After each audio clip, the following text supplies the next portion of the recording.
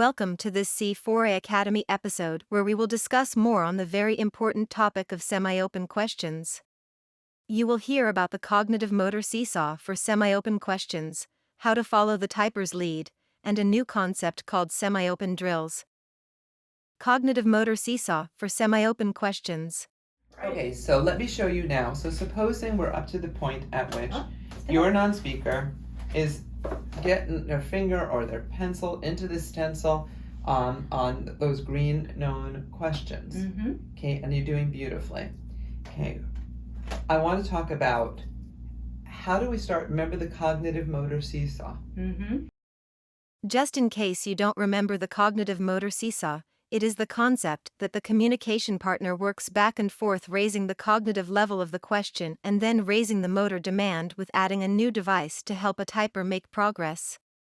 You can review our cognitive motor seesaw video if this concept is not clear for you. Okay, how are we going to inch up? Now, if your non-speaker is doing pretty darn well on these three stencils, I'm going to show you what I do. Okay, in that paragraph I read earlier about the introductory paragraph to my current events lesson, which you can get on the C4A Academy. Yeah. Okay. There's a orangish brown question. Remember our semi-open questions. Yes. Okay, I'm going to emphasize this ad nauseum. I'm just warning you all.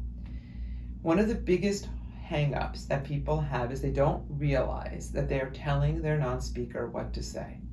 And of course, it's the cardinal sin. Okay. The question is, who was involved in this war?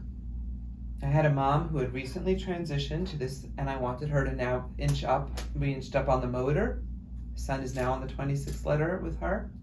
I wanted her to start inching up on the cognitive level of the question, bearing in mind, let me make sure you understand, it's not the difficulty of the question, it's the difficulty of the answer. So when we say cognitive level of the question, it's kind of a misnomer. It should be the cognitive level of the answer, but okay. Yes. That is a bit confusing, so I will give you an example. A known question only has one right answer, and a simple semi-open has two or more answers, so it is considered a more complex question, but it is really about the answers. Is that clear? So, if I ask who was involved in this war, there are actually four correct answers. Okay, Thomas Edison, Nikola Tesla, Tesla, or Edison. Those are all correct. Her son hit the T and she got so excited. Oh my gosh, he's going to answer his first semi-open. Now, why is this important? Because it's the first time that your non-speaker is going to think, what do I want to say, and do at the same time. It's a critical moment in this process. Wonderful. It's wonderful. Yeah, it is. It is wonderful for us to show you what we know.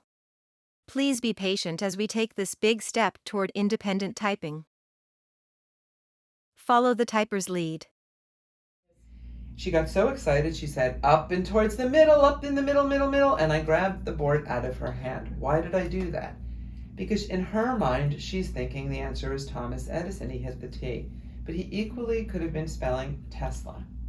So what she did was inadvertently turn this from a semi-opened into a no. She stopped him from saying what he chose to say. So the rule of doing a semi-open is you can never, ever prompt, okay, until you know with 100% certainty what the non-speaker is saying. I'm going to repeat it. You cannot prompt, not at all. You can say, look. Yes, go get it. Get it. Not directional. But you're not telling them, look at what. Okay. But you cannot tell them where those letters are or what to say. Otherwise, you have completely stopped them from speaking. All right. So the way that this would look is, okay, so I'm asking that question of my non-speaker. So who was involved in this war? Find it. Look. Beautiful. She purposely made a mistake. W. What do you do?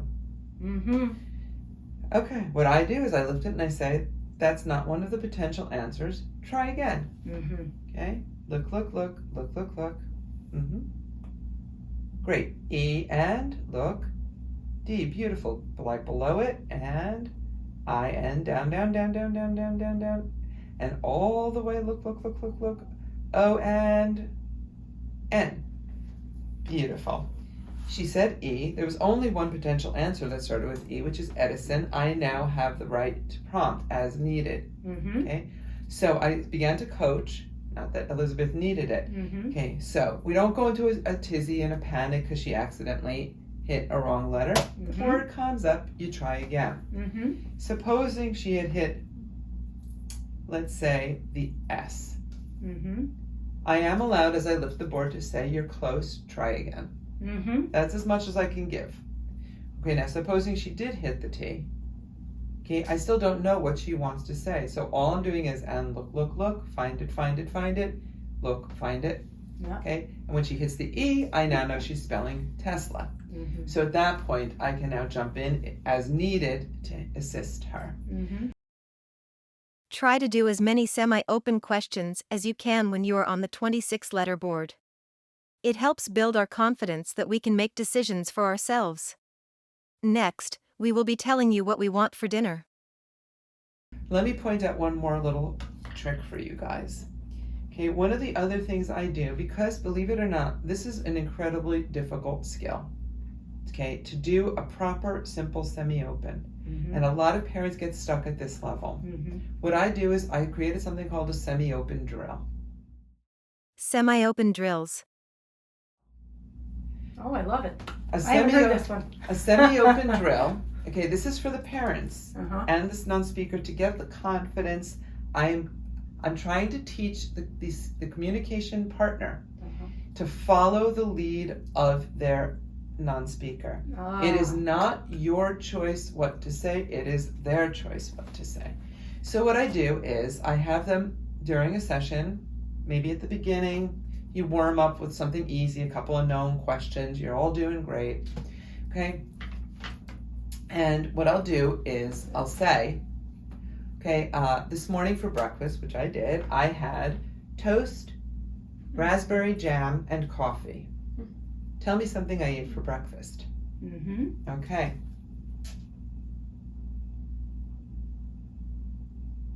Look, look, look, get something. Great. And all the way. And move your eyes. Get it, get it, get it, get it. And F and double letter coming up. E and right back to it. E. Okay. I'll have parents do that over and over for weeks.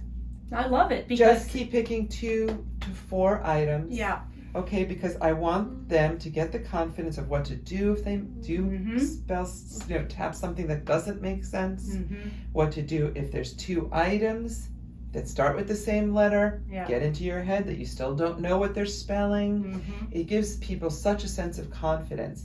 One more trick for you, okay, is if And by the way, I just want to emphasize that having the ability to up the amount of coaching and practice that you're getting by having a drill like this, where what do you have for this is what I had for breakfast, okay, what are the things, or I went to the park and I saw these 3 things, right. Just doing that, which is quick, that you're interacting much more and you're building the confidence. I really like this exercise. And another thing that I do with that is if that's going pretty well at the table, take that stencil into the kitchen and say, do you want, eggs or a tuna fish sandwich for lunch? Mm-hmm. Ooh, you're starting to talk to your non-speaker. Yeah, not just at the table. You're giving them an opportunity now Yeah. to start expressing who they are and what they like. Mm-hmm. Do you want to go to the park or the pool? Yeah. Yeah. Oh, it both start with a P. Right. What But do then they- you don't know after You don't that. know what they're going to say, so let them talk. Yeah. Okay. Giving us choices is so important. We have so little control over so many things in our lives. Please ask us what we want to eat, wear, and read. You show us love when you take the time to ask us.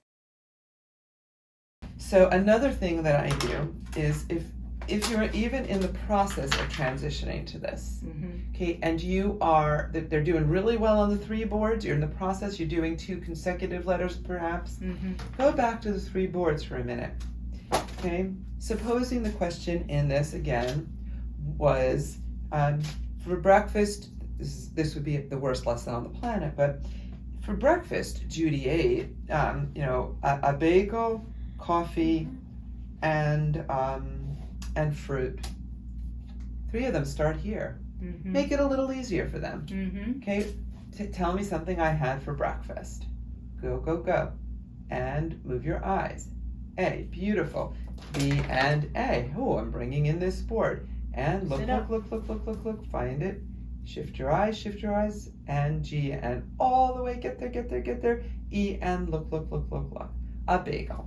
So again, I'm inching up on the motor, but I also can still use my 3 boards, so always keep them handy, Mm-hmm. because you can do little drills even using these Mm-hmm. as you're getting ready to move fully onto this.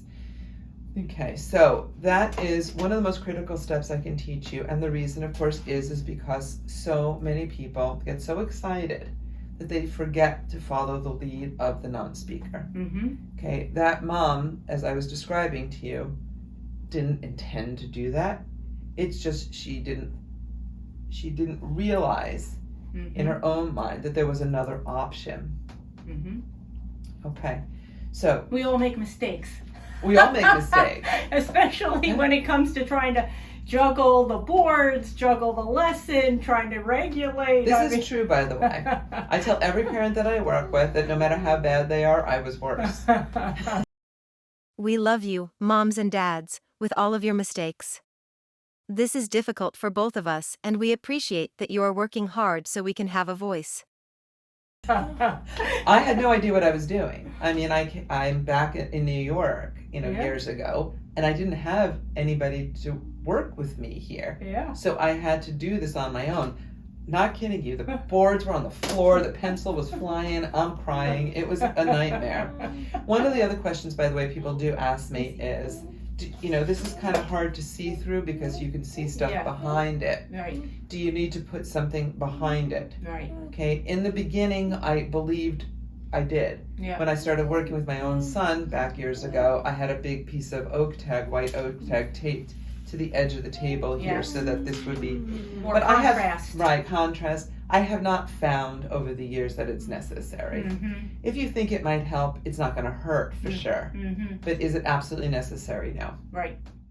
In this episode, we talked about the cognitive motor seesaw for semi-open questions and how to increase the cognitive level of the answer expected with semi-opens. The communication partner is following the typer's lead with no directional coaching until the typer chooses an answer by selecting enough letters so there is no doubt about their answer. Don't worry about mistakes, just ask the typer to try again. We learned about semi-open drills and how to make up quick semi-open questions in lessons. Semi-open questions can also be asked around the house when the typer chooses what they want to eat, wear, and read. These semi-open drills will build confidence of the typer and communication partner. Your episode exercise is to do a semi-open drill with your typer around the house or at the table. Ask questions with 2 or more possible answers. Ask factual questions. Here are 2 examples. Ask preference questions. Here are 2 examples. Follow the typer's lead. It's their choice. Here it is, your moment of zen.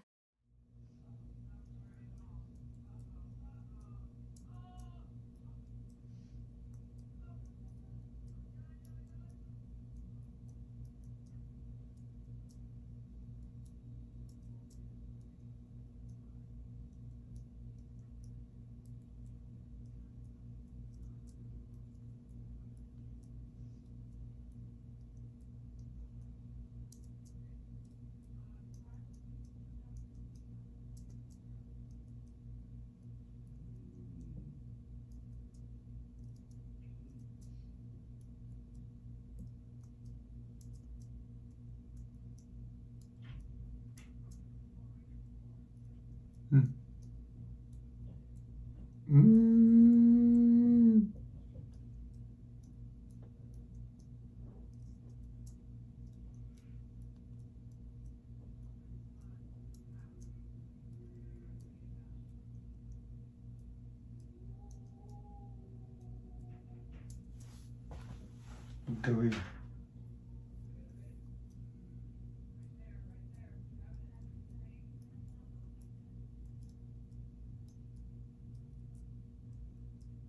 The advice I would give new CPS is to regulate your own emotions.